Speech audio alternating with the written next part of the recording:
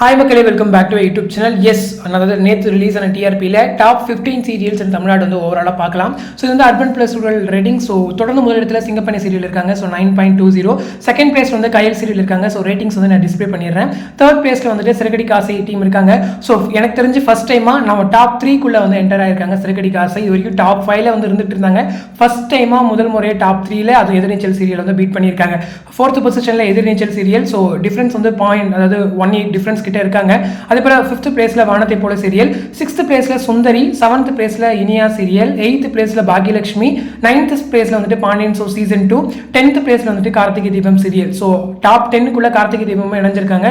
So இதுவுமே வந்து G ஃபேன்ஸ்க்கு ஒரு சந்தோஷமான விஷயம் தான். ஸோ 11th பொசிஷன் வந்துட்டு ஆஹா கல்யாணம் சீரியல், 12th பொசிஷன்ல சின்ன மருமகள், 13th பொசிஷன்ல அண்ணா, 14th பொசிஷன் வந்து இலக்கியா, 15 வந்து சந்தியராகம். ஸோ இலக்கியா ஒரு நூன் சீரியல் வந்து டாப் 14ல இருக்காங்க.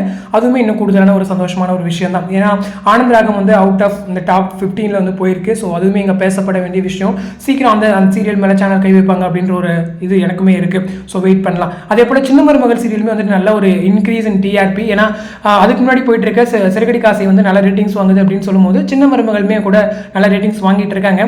ஸோ எபிசோட்ஸ்மே நல்லா என்கேஜிங்காக ஒரு காமெடியாக கொண்டு போயிட்டு இருக்காங்க. ஸோ சூன் அவங்களுடைய கோர் ட்ராக்குள்ள வந்தாங்க அப்படின்னா இன்னுமே அவங்க நல்ல ஒரு ரேட்டிங்ஸ் வருவாங்க அப்படின்ற ஒரு நம்பிக்கையுமே இருக்கு.